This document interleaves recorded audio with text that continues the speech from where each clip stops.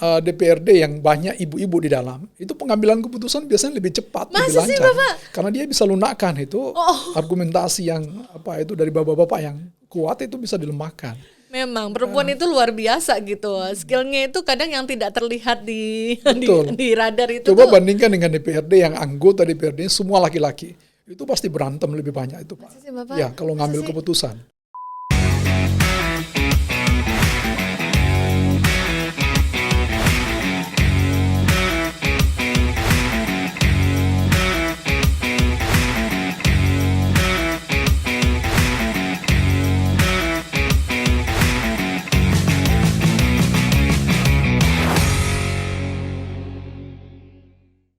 Halo teman pemilih, apa kabar semuanya? Mudah-mudahan semuanya selalu dalam keadaan sehat ya.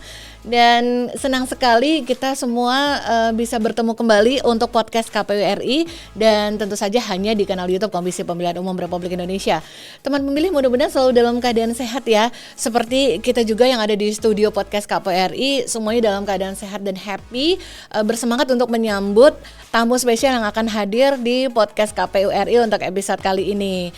Kali ini adalah episode yang tidak kalah seru dengan episode sebelumnya dan pasti sudah bisa dijamin pasti akan memberikan banyak wawasan dan wacana baru untuk teman pemilih semua, sekaligus tentu saja tambahan informasi bagi teman pemilih di seluruh tanah air. Kita akan menyapa dulu dong tamu podcast untuk kita hari ini. Kita akan bertemu dengan seseorang yang tentu saja tidak begitu asing juga dengan tugas kepemiluan karena beliau juga terlibat di beberapa aktivitas khususnya dalam kegiatan atau fasilitasi pendidikan pemilih bagi masyarakat tentang kepemiluan. Kita temui dulu, selamat pagi Bapak Dr. Muhadam Labolo. Apa kabar Bapak? Selamat pagi Mbak Reni. Selamat Baik pagi. semuanya. Baik ya Pak, Alhamdulillah baik sekali. Hari ini sehat ya Bapak? Alhamdulillah sehat walafiat. Alhamdulillah sehat walafiat. Mudah-mudahan kita semuanya, tidak hanya kita di studio tapi teman pemilih semua juga selalu dalam keadaan sehat. Dan sekaligus kita perlu untuk disclaimer dulu Bapak. Bapak Muhadam bersama saya dalam keadaan sehat dan kita semuanya mengusahakan yang terbaik selama proses podcast ini. Kita tetap mendesinfektisasi ruangan studio podcast dan juga semua kru yang berada di balik kamera tetap menjaga protokol kesehatan. Bismillah, lancar ya Bapak. Amin, amin, amin. Bapak senang sekali Bapak berkenan mampir di studio podcast KPU RI ini. Ya, Iya. sama-sama juga ya. Sama-sama. Iya. Dulu sering Betul. kesini cuman sudah lama ya. Iya ya cuman Pak. 10 tahun atau pemilu setelah reformasi itu kan Iya. banyak kawan-kawan di sini seperti Prof. Hermansa, Profesor Aris Cenuri, ya, Pak Dr. Andi Melarangeng. Ya. Itu dari sejak awal terbentuknya lembaga penyelenggara pemilu ini mungkin ya Bapak ya. Ketika KPU berpisah dari Kemendagri ya, Iya. yang menjadi satu organisasi independen. Iya, jadi unit yang independen ya Bapak ya, itu sudah lama sekali, ini seperti nostalgia, tapi tidak banyak yang berubah kok Bapak di Ya. sini ya kan, heritage soalnya jadi tidak banyak yang berubah. Iya, teman pemilih pasti sudah kenal siapa Dr. Muhadam Labolo. Saat ini beliau sebagai dekan dari Fakultas Politik dan Pemerintahan di IPDN ya. Bapak Muhadam, betul. Sekarang saya sudah di pasca sarjana ya, IPDN IPDN. Jakarta ya. Baik. Kemarin saya adalah dekan Fakultas Politik Pemerintahan. Sekarang sudah di pasca sarjana. Baik. Dan melihat kiprah beliau yang kalau teman pemilih melihat di mesin pencari tidak jauh dari riwayat beliau tidak hanya sebagai seorang penulis buku yang saat ini sudah banyak sekali buku-buku yang ditulis sama Bapak dan fokusnya memang dalam pemerintahan ya Bapak ya. Saya fokusnya ke konteks politik dan pemerintahan. Politik dan pemerintahan, betul sekali. Dan kalau bicara tahun ini Pak Muhadam, di tahun 2022 saat ini pun kita sudah masuk di tahapan pemilu yang sudah dideklarasikan kemarin pada tanggal 14 Juni 2022 untuk menuju ke pemilu serentak 2024 nanti. Sudah mulai terasa ada imbasnya nggak sih Pak Muhadam ke dunia akademisi? Ya, saya kira semua perguruan tinggi saya kira ikut terlibat di dalam konteks merespon kegiatan pemilu kita yang yang pertama karena serentak gitu ya. Serentak, iya. Seluruh institusi pendidikan saya kira pasti dilibatkan baik langsung atau tidak langsung oleh KPU di pusat maupun di daerah itu ya, untuk ikut melakukan sosialisasi. Betul, betul. Kalau dari tahun ke tahun itu boleh diceritain nggak sih Pak Muhadam, biasanya dunia akademisi itu bisa melakukan peran apa sih dalam sosialisasi kepemiluan gitu? Yang dari tahun ke tahun yang biasanya dilakukan gitu. Ya, saya kira pertama adalah kalau dilibatkan biasanya oleh KPU maupun KPUD, Iya. perguruan tinggi di tingkat pusat maupun di tingkat lokal, pasti mereka terlibat aktif ya, khususnya di fakultas FISIP itu ya, Iya. Fakultas Ilmu Sosial dan Politik. Nah, tapi ada juga program-program yang didesain sendiri oleh perguruan tinggi. Oh gitu. Ya, mereka juga punya program-program LPM, Lembaga Pengabdian Masyarakat misalnya gitu ya. Nah, mereka mungkin isunya juga ke konteks pemilu itu juga biasanya gitu ya. Tergantung perguruan tinggi masing-masing, fakultas masing-masing. Betul, itu berarti melibatkan akademisi dan juga segenap mahasiswa juga ya Bapak ya? Ya. Untuk kalau kebetulan juga biasanya KKN, mereka bisa juga buat program yang sama, melakukan sosialisasi untuk bidang begitu. tertentu. Oh, sudah pernah dilakukan nggak itu Bapak? Ya, Teman-teman kalau di kami itu Fakultas Politik Pemerintahan, ya? ada program studi namanya Program Studi Politik Indonesia Terapan. Nah, biasanya dia ke isu-isu seperti itu. Dan kalau dia kan sekarang LPE maupun penelitian itu kan basisnya program studi. Begitu. Salah satu program di dalam jurusan-jurusan itu adalah misalnya kalau di program Politik Indonesia Terapan adalah melakukan sosialisasi, melakukan pengabdian masyarakat dalam kaitan dengan konteks pemilu. Begitu.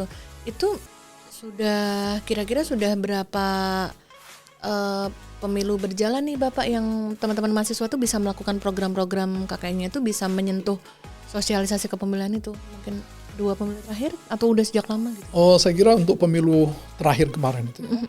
Karena kita hadapi pandemi itu sehingga kita juga tidak bisa turun lagi seperti biasa, tidak normal gitu ya. Setelah kan pemilu terakhir itu 2019 itu ya. Dan 2020 pemilu ya, pemilu presiden, pemilu nasional begitu. Betul. Kemudian 2020 itu pilkada. Iya. Setelah itu kita nggak punya kegiatan karena pandemi itu. Iya, sayang sekali ya Bapak waktu itu ya. Memang banyak yang harus kita sesuaikan ya saat itu karena harus adaptasi dengan lingkungan ya. Harus adaptasi, iya. Oh, tapi ini sebenarnya membuka informasi baru nih Pak Muhadam. Ternyata memang teman pemilih kita bisa makin tahu nih sekarang, ternyata teman-teman mahasiswa pun bisa dalam kegiatan KKN-nya melakukan program yang bentuknya itu mensosialisasikan kepemiluan kepada masyarakat di tempat mereka KKN ya. Betul. Pak ya. Oh, itu menyenangkan sekali ya. Itu kreatif ya Pak ya, berarti ya mereka jenis-jenis kegiatan yang dilakukan gitu ya. Iya. Betul. Nah, ini adalah hal baru dan ternyata sangat menyenangkan untuk mengetahui informasi ini nih Pak Muhadam gitu, dan teman pemilih pasti juga jadi lebih notice nih, mahasiswa sekarang juga bisa ambil peran aktif langsung nih ternyata dalam penyelenggaraan kepemiluan khususnya di sosialisasi ya, Bapak ya, betul ya. Dan Bapak kalau bicara tentang sosialisasi atau pendidikan pemilih nih, ini salah satu hal yang disoroti sekali nih di setiap tahapan pemilu atau di setiap penyelenggaraan pemilu di tanah air. Kalau dari keterlibatan Bapak Muhadam yang sudah nih, apa sih Pak menariknya melakukan pendidikan pemilih kepada masyarakat di Indonesia itu, keseruannya apa aja sih Bapak? Ya, sebenarnya masyarakat Indonesia itu sebenarnya tidak beda jauh sebenarnya dengan negara lain. Cuma kita kan dalam konteks kemajemukan itu sangat terlihat gitu ya. Iya. Baik kemajemukan vertikal maupun kemajemukan horizontal itu ya. Iya. Ya, perbedaan identitas itu seringkali jadi persoalan kita. Iya. Kalau kita tidak kelola dengan baik gitu ya. Betul. Semua orang pasti punya identitas agama, identitas etnik. Tapi bagaimana kedua identitas itu kita bisa gunakan untuk kepentingan positif. Ya tidak dipolitisasi, jadi politik identitas seperti yang kita dengarkan itu. Iya. Kita ubah menjadi politik universal begitu ya. Jadi politik identitas kita minimalisasikan untuk dengan politik universal itu ya. Nah, sehingga kita bisa bertanggung jawab terhadap bangsa ini, kita bisa bertanggung jawab terhadap masa depan bangsa ini. Kalau kita kemudian terhambat dengan politik identitas itu bisa jadi persoalan gitu ya. Nah, karena memang kita juga tidak bisa menghindari, semua orang punya identitas itu. Iya. Dan keunikan karakter di setiap masyarakat Indonesia, coba suku bangsa aja ada ratusan. Kemudian jumlah penduduknya tersebar di wilayah geografis yang berbeda-beda, membentuk karakter juga ya Pak. Jadi saya kira bagus kalau sosialisasi pemilu itu kita adaptasikan dengan culture, dengan budaya mereka itu, misalnya. Misalnya Sumatera Utara, etnik Batak misalnya, Sumatera Utara aja banyak sekali kultur di sana gitu ya. Misalnya Batak itu dia punya satu culture misalnya, ya, dalam konteks budaya misalnya gitu ya. Kita bisa masuk lewat itu, gitu ya, lewat apa namanya? Kalau mereka berpesta biasanya itu mengumpulkan orang banyak gitu. Betul. Kita bisa masuk di situ misalnya untuk sosialisasi begitu ya. Kalau misalnya kita ke Sulawesi Selatan, Ibu Reni bisa ketemu dengan satu budaya di Tanah Toraja misalkan. Juga orang berkumpul di situ ya. Ya apa namanya? Kalau ada yang wafat biasanya orang berkumpul dengan upacara besar. Ya. Nah, titik-titik kumpul semacam itu bisa kita pakai untuk bisa masuk dalam konteks sosialisasi sebenarnya. Dengan hati-hati begitu ya. Iya, smooth gitu ya, betul. Ini masalahnya begini, kita kan kalau sosialisasi itu, contohnya seperti kami pun, ya mahasiswa itu lakukan sosialisasi itu juga bisa, kalau tidak hati-hati juga bisa masalah gitu ya. Gitu ya Bapak. Kenapa? Karena bisa dipandang misalnya, ini persepsi orang kan berbeda di lapangan itu. Bisa dipandang mungkin perpanjangan dari pemerintah, siapa sih pemerintah itu, warna siapa pemerintah itu saat ini, itu kan bisa jadi persepsinya menjadi keliru begitu ya. Walaupun kita punya tujuan untuk sosialisasi itu baik, gitu ya. Makanya kita harus berhati-hati untuk masuk ke dalam konteks semacam itu. Betul. Itu tentu saja dengan komunikasi dengan masyarakat lokal tentu diperlukan sekali ya Bapak, seperti sangat penyelenggara pemilu di tempat tersebut, misalnya supaya masuk ke kearifan lokalnya itu.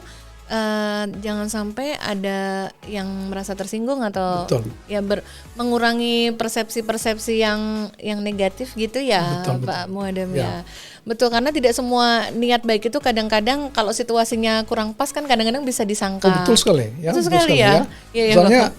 Misalnya gitu ya, dalam peristiwa-peristiwa keagamaan misalnya itu kan juga orang berkumpul. Kalau peristiwa budaya orang berkumpul, peristiwa agama itu orang berkumpul. Nah, kalau kita masuk dalam konteks ya pemilu misalnya, hal-hal yang bersifat politik itu kan selalu seringkali resistennya tinggi itu ya. Nah, kita harus berhati-hati itu mengambil alokasi waktu, tempat, ya, siapa yang kita akan hubungi, tokoh masyarakat, tokoh agama, sehingga tidak menimbulkan persoalan di tingkat desa maupun di tingkat kecamatan misalnya. Iya, betul. Apalagi dengan karakter setiap daerah juga masing-masing tidak bisa disamakan nih. Betul.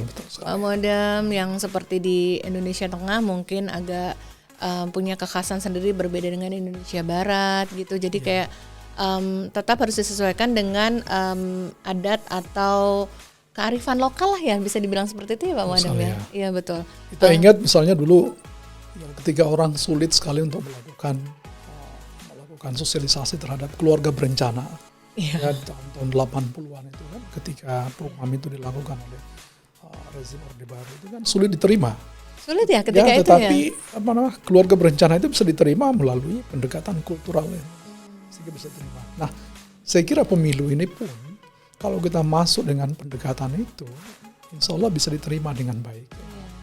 Kan terbangun kesadaran gitu ya. Iya betul. Mendekati secara personal itu sepertinya masih jauh lebih mempan ketimbang menyamaratakan caranya gitu ya Bapak ya. Mendekati ke orang gampang luluh gitu kalau udah kena hatinya gitu ya Bapak ya katanya. Nah itu diperlukan kejelian bagaimana untuk mendekati setiap kultur masyarakat yang punya karakteristik yang berbeda-beda supaya bisa diterima gitu ya Bapak ya oleh teman-teman, oleh masyarakat tersebut gitu. Kalau di masa misalkan ketika Pak Muadam mungkin membimbing teman-teman mahasiswa dalam proyek yang semacam sosialisasi gitu, hal-hal yang juga menantang atau menjadi perhatian gitu, selain karena kearifan daerah itu budayanya berbeda-beda, ada lagi nggak? Ya, saya kira di lapangan itu sebenarnya kalau kita lihat angka partisipasi politik kita itu meningkat, tentu ada sebabnya. atau angka partisipasi politik di daerah itu misalnya menurun, pasti ada sebabnya. Nah, biasanya kita menghadapi 5 persoalan dalam konteks ini. Gitu. Satu adalah kelompok yang disorientasi ideologis. Nah, kalau disorientasi ideologis itu kan dia selalu berpikir demokrasi ini misalnya, ya, dalam pandangan mereka demokrasi ini adalah sistem yang kufur misalnya, gitu ya. Kelompok-kelompok yang kita anggap radikal melihat sistem politik ini, gitu ya. Nah, itu pendekatannya harus ke tokoh-tokoh agama untuk bisa melakukan deradikalisasi terhadap ideologi mereka, gitu ya, sehingga bisa menerima sistem politik demokrasi ini sebagai konsensus, ya, atau mengubah cara pikir dia yang ekstrim itu jadi lebih moderat itu. Nah, kita harus identifikasi kelompok-kelompok atau individu yang punya pemahaman berbeda itu. Kita bisa masuk ke situ, gitu. Satu, karena mereka tidak akan datang ke TPS itu, gitu. Karena dia pemikirannya sangat ekstrim, begitu ya. Bahwa karena sistem politik demokrasi ini adalah sistem yang kufur, maka seluruh produk dari sistem ini juga adalah sesuatu yang salah, yang keliru. Dan tidak akan mau mendekat. Tidak mau, karena itu dia memobilisasi warganya supaya tidak datang ke TPS. Nah, itu yang harus kita masuk itu. Memutus mata rantai, memutus cara berpikir mereka, melakukan deradikalisasi terhadap pemikiran seperti itu. Satu. Yang kedua, biasa kita menemukan juga adalah kelompok yang mengalami disorientasi idealisme itu. Jadi ini berbeda lagi dengan yang pertama. Beda. Jadi kelompok yang idealis itu seringkali dia memandang, dia melihat fakta-fakta bahwa untuk apa saya ke TPS memilih, kenapa? Juga yang terpilih juga koruptor juga, gitu ya. Gitu. Ya, milih DPRD masuk penjara, milih kepala daerah juga masuk penjara, milih partai ini produknya adalah koruptor semua. Jadi dia mengalami disorientasi idealisme itu. Ngapain saya ke situ? Saya ikut berpartisipasi dong, memilih koruptor, begitu ya. Oh, begitu. Ya, padahal logikanya menjadi ke situ. Jadi kita harus ubah cara berpikirnya bahwa pemerintahan itu adalah satu wadah untuk orang beramal soleh, begitu ya. Anda bisa berbuat apa saja di dalam pemerintahan itu, dan percaya saja bahwa di dalam pemerintahan itu tidak semua orang buruk, ya. Pasti lebih banyak orang baik daripada orang buruk, ya. Jadi kita harus percaya, kita harus bangun itu, ya, supaya dia berubah. Ya. Tidak semua orang di dalam pemerintahan itu buruk. Gitu. Ya, yang buruk itu oknum. Ya. Tidak semuanya adalah oknum. Ya, buktinya banyak orang mau melakukan hal-hal yang baik, ya, kritis terhadap pemerintah misalnya. Ada juga pemerintah yang baik, saya kira. Dan tanggung jawab kita untuk memproduk pemerintah yang baik. Kalau Anda tidak datang ke TPS, orang-orang baik tidak datang ke TPS, maka orang-orang jahat yang buruk akan masuk ke TPS. Orang buruk akan milih orang buruk, bahaya kan? Karena itu lebih baik orang baik datang ke TPS untuk memilih orang baik. Ya, itu supaya Anda tidak itu, supaya idealisme dia tetap, gitu ya, positif. Betul, itu yang kedua. Nah, yang ketiga, kita juga harus melihat kelompok yang mengalami disorientasi edukasi politik, gitu ya. Dia tidak paham politik gitu. Nah, itu perlu disosialisasi juga kelompok, misalnya ibu-ibu ya, gitu ya. Oh iya, yang seperti kalau ibu-ibu kita, misalnya. Ibu-ibu di pasar kita ajak, ayo kita ke TPS. Kata dia, ngapain saya ke TPS? Mending saya jual cabai, tomat, ya, saya dapat untung daripada saya ke sana. Siapa sih yang mau kasih uang saya di sana itu, ya? Padahal dia nggak tahu bahwa harga cabai, harga tomat, harga ikan yang dia jual ditentukan oleh keputusan politik. Baik pada tingkat lokal maupun pada tingkat pusat. Harga-harga standar itu kan ditentukan oleh kebijakan pemerintah daerah, ya, standar harga lokal. Jadi dia sadar bahwa ketika dia misalnya memaki-maki kepala daerah, ya, dia sendiri tidak ikut memilih. Ya, ketika kemudian dia memaki-maki kenapa jalan ini tidak bagus, padahal seluruh produk pembangunan itu diproduk oleh rezim yang terpilih. Nah, dia tidak ikut di situ. Tidak ambil peran di situ. Nah, itu kelompok semacam itu juga menjadi sasaran fokus kita untuk melakukan sosialisasi itu. Itu yang ketiga. Betul. Keempat, Pak Muhammad. Yang keempat, ini persoalan seringkali terjadi maladministrasi. Ya, biasanya. Nah, ini yang perlu kita kita mediasi biasanya, gitu ya.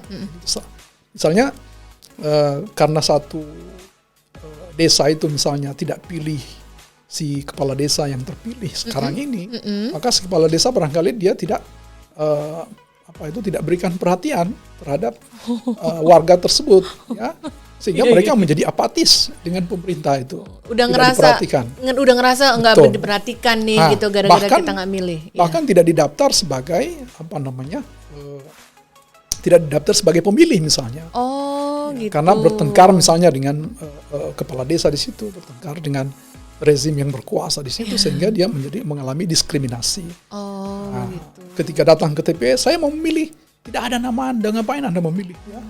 Maka ditolak oleh petugas, ya, di TPS misalnya. Nah, saya kira perlu ini dilakukan sosialisasi. Jadi sosialisasi itu bukan cuma kepada pemilih, tetapi juga petugas juga, ya, pemilih, ya, supaya tidak melakukan diskriminasi begitu, tidak melakukan maladministrasi itu. Gitu. Tetap harus melayani masyarakat. Semua warga masyarakat semua punya haknya, karena itu adalah haknya. Dia terdaftar secara administrasi, KTP-nya sebagai penduduk di situ, maka ya tetap harus dilayani haknya. Betul. Karena memilih itu adalah hak, ya, bukan kewajiban, hak dia. Maka hak dia harus diberikan. Ya, tugas kita sebagai pemerintah adalah memberikan hak. Ya. Memberikan haknya masyarakat tersebut. Mau punya isu-isu pribadi, kemarin habis tengkar apa, yaitu di luar dari urusan pelayanan administrasi, ya Pak Muhadam. Ya, betul. Itu keempat. Nah, yang terakhir, yang kelima itu adalah biasanya kelompok-kelompok yang tidak bisa memilih karena persoalan situasi dan kondisi. Situasi dan kondisi. Ya, contohnya, cerita dong, apa cerita itu, misalnya Bapak? dia sakit, gitu ya, sehingga tugas dari petugas pemilih itu adalah membawakan boxnya itu ke rumah sakit misalnya, gitu ya. Atau dia dalam perjalanan on the way dari Jakarta menuju Medan pada saat hari pemungutan H suara. Atau misalnya dia terkendala seperti di Amerika Serikat itu, ya, kelompok warga yang mau memilih misalnya tiba-tiba ada hujan es, salju misalnya, maka dia tertahan. Biasanya di Amerika itu dikirim pos, dikirim petugas. Ya, untuk membantu. Nah, tapi biasanya diinisiasi oleh partai-partai yang berkepentingan. Misalnya Partai Republik atau Demokrat. Itu warga dia, pemilih dia misalnya. Basis pemilih Demokrat. Dia terkendala karena hujan salju misalnya. Maka dikirimlah mobil ke sana itu untuk bersihkan supaya dia bisa datang memilih. Atau dijemput misalnya gitu. Nah, itu situasi dan kondisi biasanya. Iya, situasi dan kondisi, dan mungkin juga itu melibatkan kejadian alam yang tidak bisa diduga ya Bapak. Ya. Tapi segenap pihak pemangku kepentingannya juga mau turut mengambil peran gitu. Benar. Supaya masyarakat pemilih tetap bisa memberikan hak suaranya gitu. Itu menarik sekali 5 hal yang menjadi karakteristik kejadian-kejadian yang bisa didekati oleh kita sebagai pihak yang harus mensosialisasikan kepemiluan. Jenis-jenisnya itu tadi ya Pak, ya, sesuai karakteristik di Indonesia, ya. Betul. Itu, dan dari 5 karakteristik tadi itu memang menjadi tantangan yang menarik sekali ya. Ya, tantangan menarik saya kira ya bagi kita, karena tapi dalam konteks Indonesia ini yang paling kita harus fokus adalah persoalan-persoalan dalam kaitan dengan politik identitas itu ya. Iya. Itu tantangan berat kita. Gitu ya Bapak. Nah, saya kira yang perlu diintervensi adalah sosialisasi kita itu harus kita arahkan kepada satu adalah unit yang paling terkecil, yaitu keluarga. Ya. Jadi ini pentingnya, keluarga itu penting untuk membuka kesadaran lebih awal sebagai tanggung jawab domestik itu ya. Itu perlu diintervensi. Iya. Dari unit terkecil ya, Dari unit terkecil. Ya. Baik. Itu unit terkecil yang ini sepertinya akan menarik sekali teman pemilih kalau kita akan mengajak dan mencari tahu pemikiran Bapak Muhadam lagi tentang bagaimana sih menyosialisasikan tentang kepemiluan dimulai dari unit terkecil. Kalau gitu jangan kemana-mana ya, tetap di podcast KPU RI karena kita akan segera kembali sesaat lagi hanya di kanal YouTube Komisi Pemilihan Umum Republik Indonesia. Teman pemilih, terima kasih ya masih bersama kami di podcast KPU RI di kanal YouTube Komisi Pemilihan Umum Republik Indonesia. Teman pemilih yang belum subscribe harus segera subscribe ya, karena subscribe itu gratis dan tentu saja mendukung terus Komisi Pemilihan Umum Republik Indonesia untuk terus memberikan update informasi kepemiluan kepada teman pemilih dimanapun berada.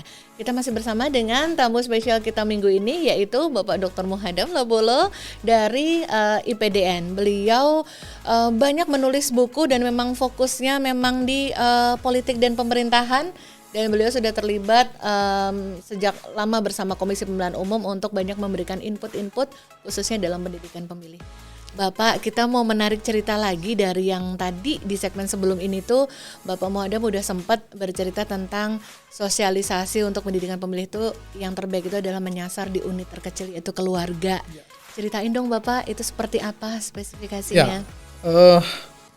Kita mesti menyasar yang paling bawah karena negara itu kan dikonstruksi oleh unit terkecil yaitu keluarga gitu ya. Kalau kita ingin berharap negara baik, itu dimulai dari keluarga yang baik. Jangan memimpikan negara ini akan baik, pemerintah yang baik kalau unit terkecilnya kita tidak benahi.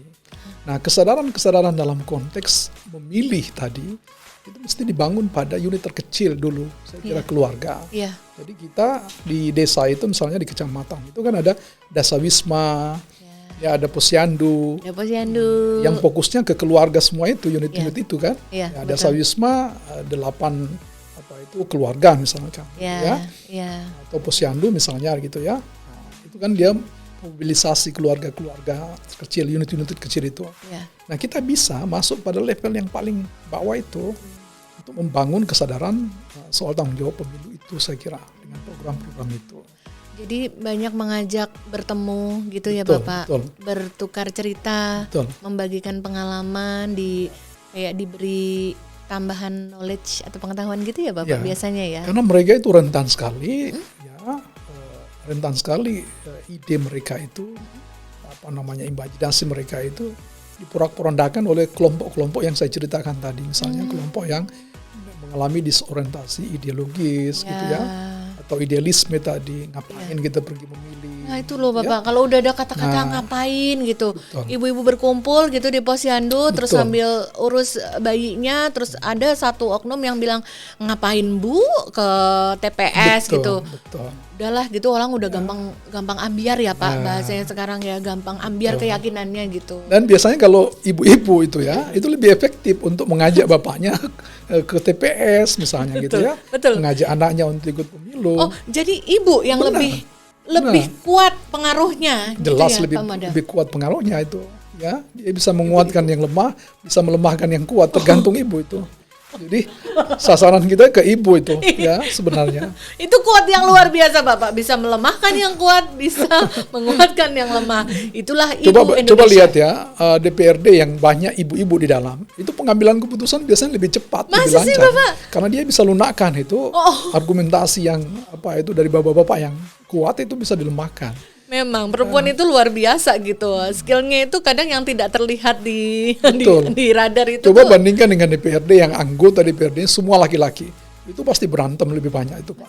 Ya kalau ngambil keputusan. Oh gitu. Saya punya pengalaman lihat misalnya di kota Cimahi. Dulu kan kota Cimahi itu kalau nggak salah periode sekarang atau periode sebelumnya itu ya, itu kan mayoritas perempuan di dalam itu. Oh gitu. Nah, coba lihat yang ya, terjadi lebih adem-adem kan. Guyup ya Bapak ya. Lebih guyup ya. Tapi kalau mayoritasnya bapak-bapak itu pasti lama itu. Pengambilan keputusannya lebih keras, lebih alot gitu. Lebih alot itu.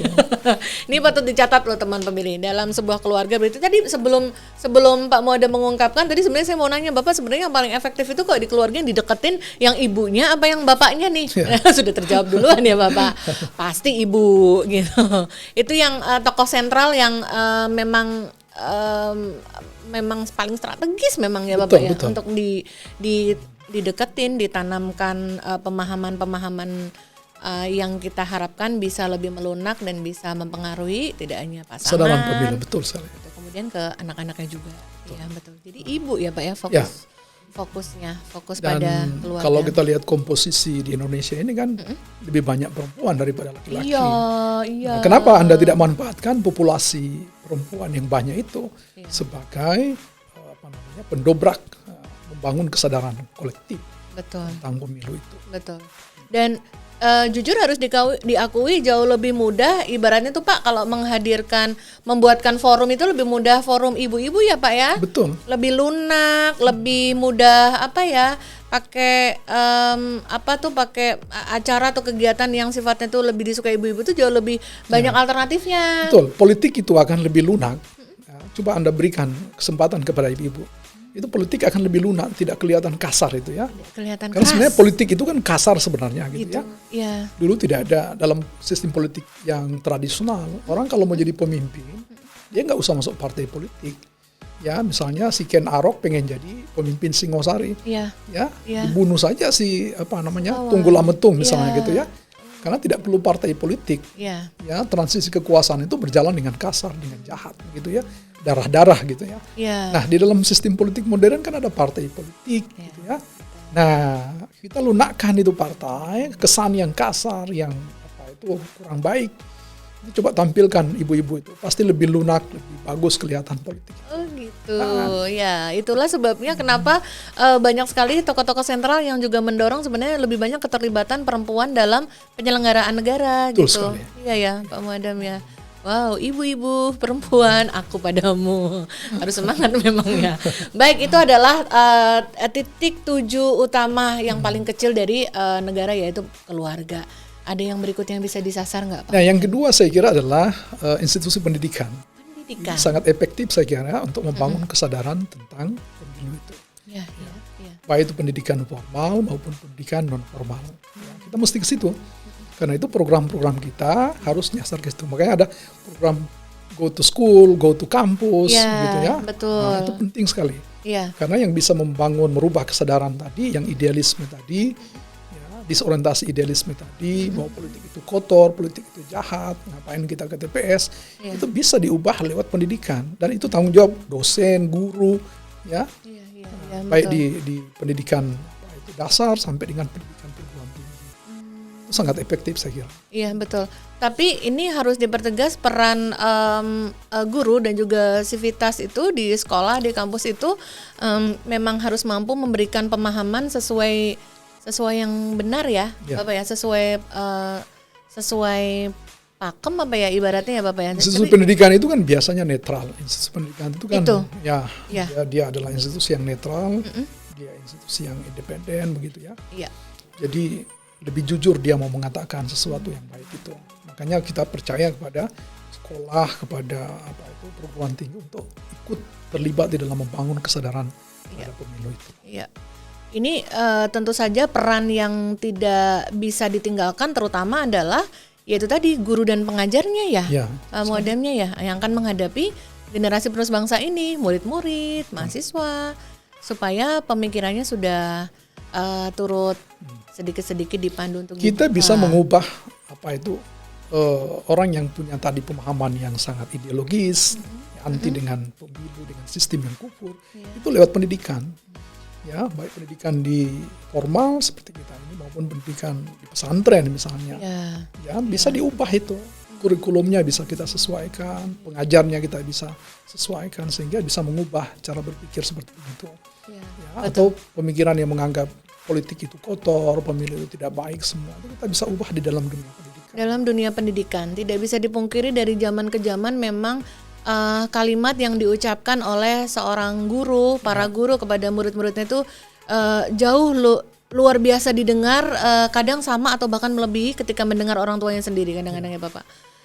Memang seperti itu dari dulu yang namanya murid ya mendengarkan. Jadi penting. Misalnya kita beritahu dia, kalau dia mengeluh misalnya kritis misalnya di dalam kelas, dia mengatakan bahwa kami tidak dilayani oleh pemerintah dengan baik, kami kemudian didiskriminasi segala macam. Kita tinggal memberikan satu pemahaman bahwa kalau Anda tidak hadir di tempat pemilu itu di TPS, kemudian semua orang yang masuk di dalam ruang pemerintahan itu adalah sekelompok orang jahat, itu akan Anda lebih banyak dizolimi dengan kebijakan mereka. Tapi kalau Anda orang baik, semua datang ke tempat itu memberikan pilihan pada yang terbaik di situ, ya sebagai wakil rakyat maupun sebagai kepala daerah atau sebagai presiden. Anda yang nikmati semua itu hasil dari pilihan Anda itu. Coba pikir. Jadi kalau Anda hari ini underestimate terhadap pemerintah itu mungkin karena kesalahan pilihan Anda begitu. Jadi pakailah rasionalitas Anda itu untuk bisa memahami ya politik itu seperti apa itu. Ya, betul. Itu mungkin mempan juga nih buat adik-adik mahasiswa yang kadang sementara masih ada yang berpikir, kan saya masih lama juga untuk terjun ke masyarakat, saya kan masih terlalu muda, ngapain saya ikut-ikutan milih sekarang. Justru apa yang sudah dirintis dari sekarang ya Pak Muhammad. Diingat bahwa pemilih terbesar itu biasanya adalah pemilih pemula juga. Ya. Pemilih yang baru akan memilih pertama. The first time dia milih. Ya, karena itu dia harus punya punya reasoning, punya dasar kenapa dia harus memilih. Nah, itu strategisnya kenapa institusi pendidikan itu perlu untuk melakukan terlibat di dalam konteks sosialisasi pemilu itu. Betul, luar biasa sekali peran guru-guru dan pengajar untuk meluruskan pemikiran-pemikiran kritis tersebut untuk mengingatkan kembali hakikatnya adalah seperti ini gitu ya Pak Muhaddam ya. Itu menarik sekali. Jadi dia bisa memahami apa sih politik, dia bisa memahami makna pemerintahan, makna politik, makna pemilu, makna partisipasi itu apa akibatnya begitu ya. Kalau Anda berpartisipasi apa akibatnya? Kalau tidak berpartisipasi apa akibatnya? Nah, itu yang harus diingatkan kepada teman-teman adik-adik kita ini ya, Pak Muhaddam ya. Itu menarik sekali. 1 keluarga, 2 adalah institusi pendidikan. Masih ada lagi nggak? Nah, last one yang terakhir itu adalah figur ya.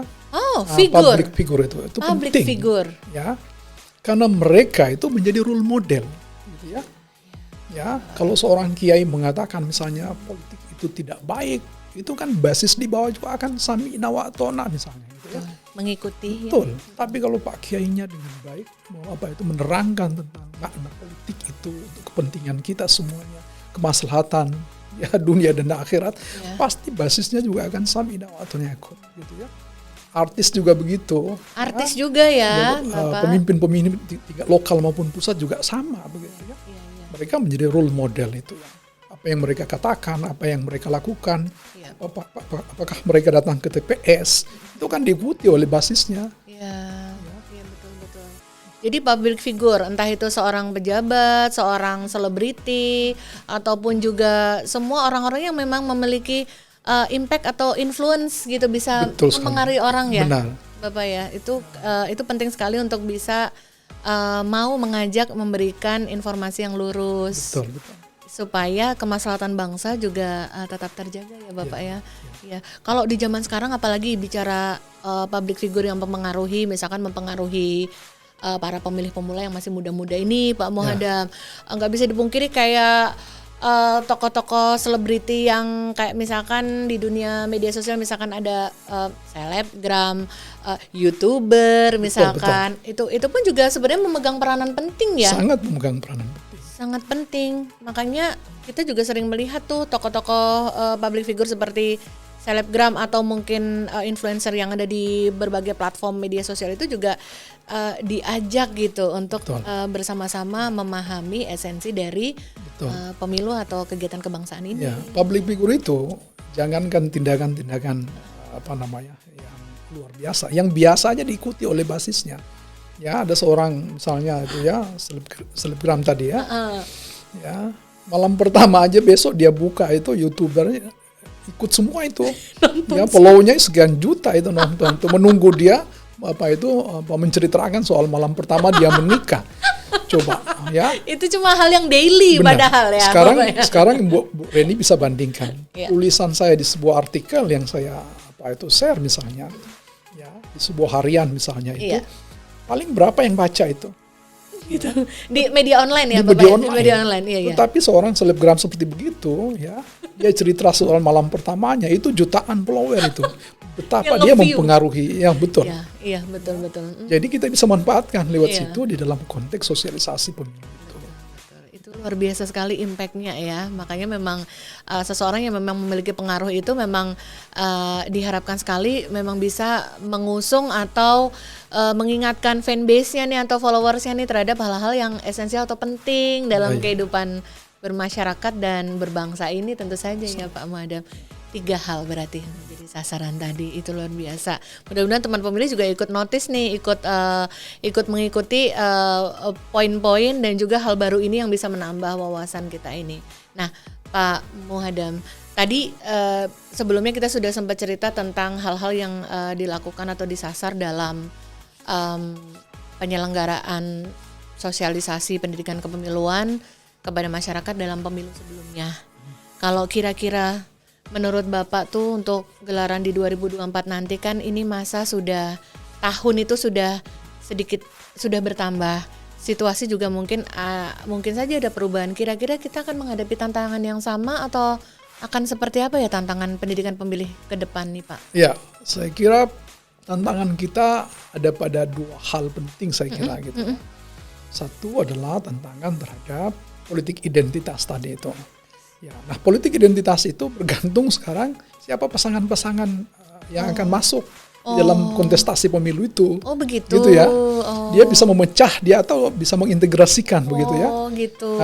Kalau misalnya Mbak Reni dengan saya perbedaannya sangat jauh sekali, kemudian segmennya berbeda, itu bisa menciptakan pembelahan seperti cebong dengan kampret itu misalnya. Gitu yang pemilu kemarin. Betul. Tapi kalau misalnya Mbak Reni dengan saya kemudian berbeda lalu kemudian bergabung, itu bisa menyatukan basis di bawah juga. Maka tantangan kita tidak akan ke situ. Mungkin tantangannya lain lagi begitu ya. Beda lagi mungkin tantangannya. Betul. Begitu. Jadi pembelahan-pembelahan itu akan sangat bergantung kepada siapa yang akan ikut dalam kontestasi pemilu besok begitu. Sepertinya kita menangkap yang dimaksud sama Pak Muhadam nanti pemilihan pasangan-pasangan itu pun nanti akan berpengaruh sekali. Nah yang kedua tantangan kita adalah soal money politics tadi itu. Masih ya Bapak? Ya saya kira sebuah penelitian kami untuk pemilihan kepala daerah di dua daerah ya pada beberapa tahun yang lalu itu menunjukkan hasil interview kami menunjukkan bahwa ketika kita tanya apa sih yang menarik Anda datang ke TPS, salah satunya yang paling tinggi adalah money politics. Jadi kalau nggak ada money politics katanya saya nggak akan datang ke TPS. Jadi ada daya tarik. Jadi money politics itu daya tarik juga begitu ya dalam kasus-kasus tertentu. Nah, bagaimana kita mengurangi itu ya kesadaran pemilih itu untuk datang ke sana karena kesadaran murni begitu ya. Tidak karena diiming-imingi oleh itu. Karena kalau itu yang jadi persoalan, maka kelompok-kelompok yang berduit ya kita sebut sekarang ya pemodal. Kapitalis gitu ya. Itu bisa memobilisasi orang dengan menggunakan money politics itu. Oh gitu. Ya. Bapak itu sebenarnya kalau boleh jujur itu kan memang ujian dari tahun ke tahun, ujian bangsa ini dari pemilu ke pemilu. Di sampai pemilu yang terakhir pun ternyata Pak Muhadam mendeklar masih menjadi daya tarik utama gitu.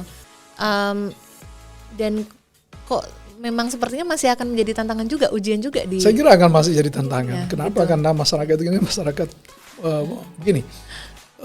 Demokrasi itu sebenarnya ya, dengan mekanisme langsung semacam ini sebenarnya dia punya prasyarat penting.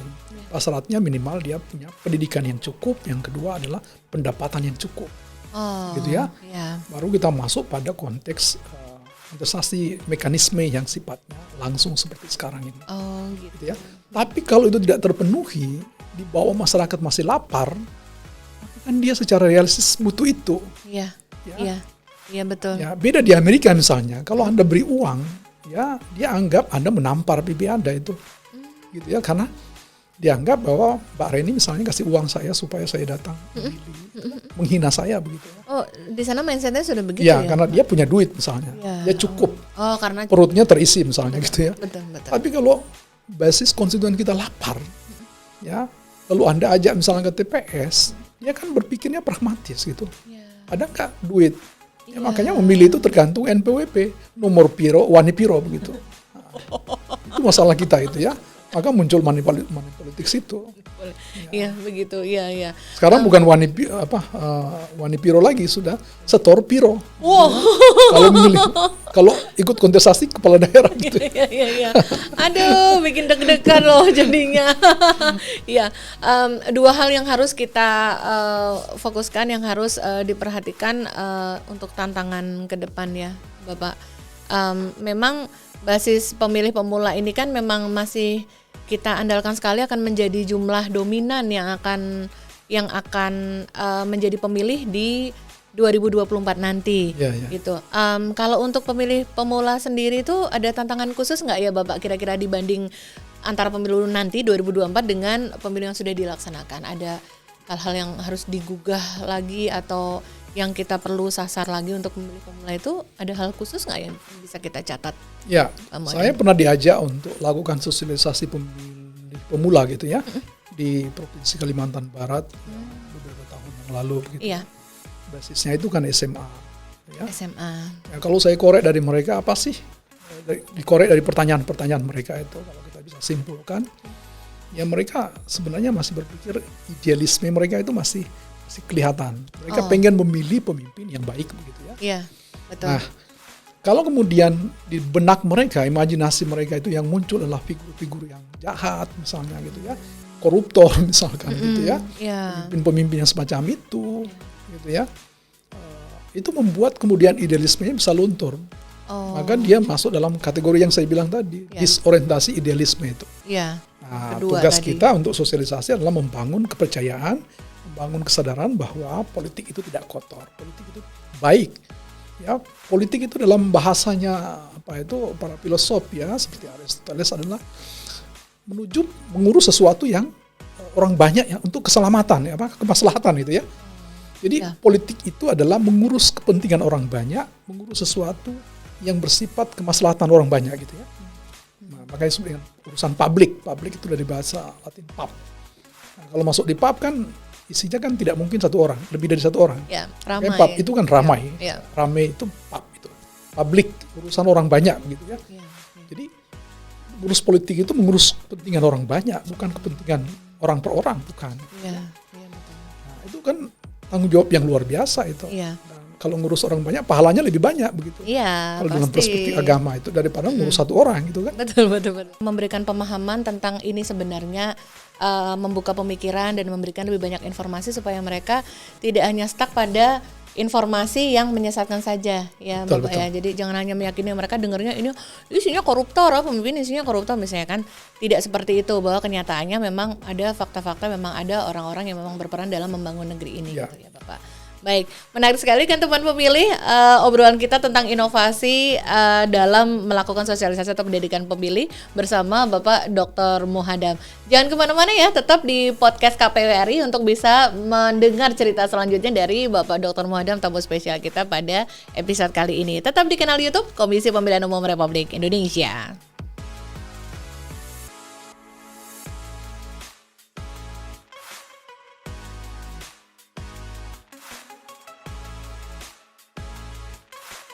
Teman pemilih, terima kasih ya masih bersama kami di podcast KPU RI. Masih bersama saya Reni dan juga tamu spesial kita untuk episode kali ini yaitu Dr. Muhadam Labolo. Bapak, untuk segmen kali ini kita itu selalu mengajak teman pemilih untuk mengulik cerita sekitar kepemiluan dan sekitarnya. Segmennya itu namanya NKCTP. Nanti kita cerita tentang pemilu. Tapi khusus untuk tamu kita, Bapak Muhadam, kita mau mengajak Bapak untuk mengingat kembali kenangan masa lalu. Waduh, kenangan masa lalu. Bapak Muhadam itu tercatat pernah menjadi seorang mencapai prestasi lurah teladan tahun 1999 se-Sulawesi Selatan. Wow, luar biasa sekali. Teman pemilih pasti nggak nyangka kan. Jadi Bapak Muhadam pernah dalam masa tugasnya mengabdi sebagai lurah di area mana Pak? Saya lurah di Kota Palopo ya. Kota Palopo. Kelurahan Bara. Waktu itu tahun berapa Bapak mulai? 99. Tahun 99 ya. Tahun 99 mengabdi sebagai lurah di sana. Wow, itu rasanya gimana Bapak? Tapi Bapak ini kan kelahiran juga Sulawesi ya. Jadi cukup mudah nggak sih Bapak, karena biar Bapak dari Sulawesi Tengah, ini bertugasnya di Sulawesi Selatan. Masih seirama gitu ya Pak? Ya, kulturnya Sulawesi itu kan tidak beda-beda jauh. Ada selatan, ada utara, ada tenggara, ada tengah gitu ya. Iya. Saya mendaftar di tengah, kemudian tugas di Sulawesi Selatan. Memang culture-nya di selatan itu lebih kuat. Oh, lebih kuat ya. Nah, ini yang mau kita minta cerita nih dari Pak Muhadam selama dulu bertugas dan bahkan sempat tercatat prestasinya sebagai lurah terbaik se-Sulawesi Selatan tahun tersebut, tahun 99. Kira-kira kalau menurut Pak Muhadam itu tipikal masyarakat di level pedesaan atau kelurahan ya Bapak, di unit pemerintahan terkecil di negara ini, di desa atau di kelurahan itu sesungguhnya seberapa peduli sih dengan kalau ada cerita isu-isu atau pas kita lagi misalkan rame-ramenya udah tahapan pemilu seperti ini, kalau di kota besar itu kan mungkin terasa ya. Kalau di lingkup pedesaan itu sebenarnya seberapa care atau seberapa cuek atau malah peduli banget gitu sih Pak dengan nuansa-nuansa pemilihan begitu? Kalau bicara masa lalu, di masa saya yang tidak ada handphone begitu ya, masyarakat desa itu dia nggak peduli dengan soal pemilu, nggak terlalu peduli. Gitu ya, Bapak. Paling yang peduli itu mungkin di masyarakat kota gitu ya. Kita kan di kelurahan di kota itu biasanya lebih banyak kita lihat umbul-umbul, ya, diramaikan gitu ya kan, menandakan ada pemilu misalnya, ya, banyak sosialisasi. Kalau di masyarakat desa itu hampir nggak peduli mereka, apalagi dulu nggak ada handphone, nggak ada teknologi informasi secanggih sekarang ini. Media mainstream ya radio televisi aja ya Bapak ya. Koran, ya betul. Yang bisa diakses oleh masyarakat itu. Nah, itu yang paling banyak dikonsumsi adalah masyarakat kota yang paling banyak mengkonsumsi berita-berita semacam itu. Iya. Kalau sepengamatan Bapak dibandingkan dengan masa saat ini untuk masyarakat desa, apakah masih berada di level kecuekan yang sama atau sudah? Ya, saya kira sudah berbeda itu ya. Dengan teknologi informasi hari ini, dengan media sosial yang mereka pegang di tangan, itu kan mereka punya otoritas sendiri untuk menentukan siapa yang mau dipilih misalnya gitu ya. Kalau dulu kan sangat tergantung pada figur-figur lokal itu. Gitu ya Bapak? Iya, kiainya di situ, siapa kepala desanya di situ, tokoh agama, tokoh masyarakat itu sangat berpengaruh mengubah kesadaran mereka itu. Kalau sekarang kan dia bisa baca langsung gitu. Ya, begitu bangun pagi, informasi yang diterima Mbak Reni dengan saya sama. Cuma kebetulan dia di desa. Mbak Reni dengan saya tinggal di kota. Jadi cara menafsirkan saja yang berbeda. Informasi kan sama itu. Betul. Ya kan? Akses informasi sudah semakin cepat, bisa diperoleh orang dimanapun meski di desa ya, Bapak ya. Makanya kalau dia dapat informasi yang buruk, misalnya pemilu itu tidak baik ya, di media sosial, nah itu yang harus kita sasar gitu ya, untuk mengubah informasi hoax semacam itu bagaimana caranya untuk kita nihilkan begitu. Jadi ya seiring dengan akses perkembangan zaman ya tentu saja memang sudah semakin cepat mengakses informasi ya Bapak ya, meskipun tinggalnya di pedesaan gitu. Itu sepertinya juga berlaku di daerah manapun ya Pak di Indonesia ya? Saya kira sepanjang ada teknologi informasi yang bisa menyambungkan itu semua, saya kira sama saja. Sama ya, bisa ya. Dan semua orang dimanapun berada sekarang kalau sudah punya akses internet ya mereka juga bebas memberikan pendapatnya. Bebas. Mau komentar. Betul sekali. Bebas sependapatnya dia sendiri yang dia yakini ya Bapak. Betul. Dia sudah nggak tergantung dengan tokoh-tokoh lokal itu. Sekarang sudah nggak terlalu ya Bapak. Otoritasnya itu bergantung informasi yang masuk ke media sosialnya gitu. Dia punya kemerdekaan sendiri, dia punya independensi sendiri begitu, menentukan siapa yang akan dipilih, partai mana yang akan dipilih, tergantung dia itu. Iya, sudah semudah itu soalnya untuk mendapatkan berbagai informasi sehingga bisa memilih sendiri, menentukan dirinya sendiri itu mau berpikir seperti apa. Betul, gitu ya Bapak. Ya, ini akan menjadi tantangan yang seru tidak hanya bagi penyelenggara pemilu tapi juga segenap masyarakat yang menjadi pemangku kepentingan pemilu ini untuk ini menjadi salah satu hal yang pantas diperhatikan untuk terus menginformasikan info-info kepemiluan yang benar. Dan juga tentu saja yang memang fakta apa adanya kepada seluruh masyarakat ya Pak Muhadam. Bapak seru sekali cerita-ceritanya bersama Bapak. Banyak sekali hal-hal yang kita jadi banyak tahu dan bahkan dikemas dalam informasi yang memang dari seorang akademisi gitu yang menginformasikan. Jadi ini tentu saja menambah pengetahuan dan juga informasi kita. Bapak berkenan memberikan pesan Bapak kepada semua teman pemilih di seluruh tanah air untuk menuju ke pemilu 2024 nanti, Bapak silakan. Ya, pesan saya untuk teman pemilih adalah ikut terlibat jauh, bukan hanya sekedar memilih gitu ya. Jadi kalau kita ingin berpartisipasi dalam pemilih, teman-teman pemilih harus lebih jauh masuk ke dalam. Kalau kita hanya sampai di TPS memberikan suara itu belum selesai itu sebenarnya. Jadi kita harus ikut menjadi saksi bagaimana proses perhitungan dilakukan.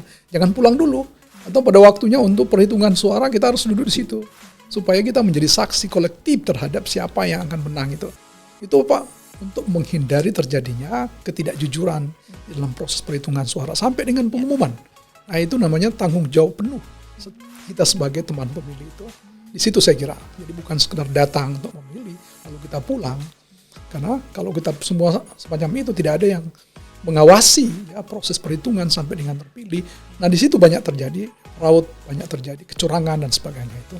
Nah, saya kira itu pesan saya untuk teman-teman pemilih di daerah. Nah, itu teman pemilih, mudah-mudahan pesannya bisa ternotis sama teman pemilih semua, sehingga nanti di gelaran pemilu 2024 nanti teman pemilih mengambil peran yang jauh lebih banyak lagi sebagai wujud tanggung jawab kepada bangsa dan negara kita. Bapak Dr. Muadam, terima kasih banyak. Terima kasih Mbak Reni. Sudah berkenan mampir ke podcast dan membagikan cerita dan pengalaman Bapak yang menginspirasi. Saya kedinginan sebenarnya, ruangan ini kedinginan banget sebenarnya. Kedinginan sekali, aduh mohon maaf ya Bapak. Kalau tahu saya pakai jas tadi ya. Iya Bapak ya, betul. Baik Bapak, tapi mudah-mudahan jangan kapok lain waktu nanti berkenan mampir kembali ya Bapak. Iya, terima kasih Bapak Muadam dan teman pemilih semua. Terima kasih banyak loh sudah berkenan mengikuti podcast KPU RI dan mudah-mudahan bermanfaat buat teman pemilih semua. Nantikan terus podcast KPU RI hanya di kanal YouTube Komisi Pemilihan Umum Republik Indonesia. Dan setiap minggunya yang akan hadir menemui teman pemilih semua. Podcast KPU RI terdepan bicara kepemiluan. Sampai ketemu lagi. Waalaikumsalam warahmatullahi wabarakatuh.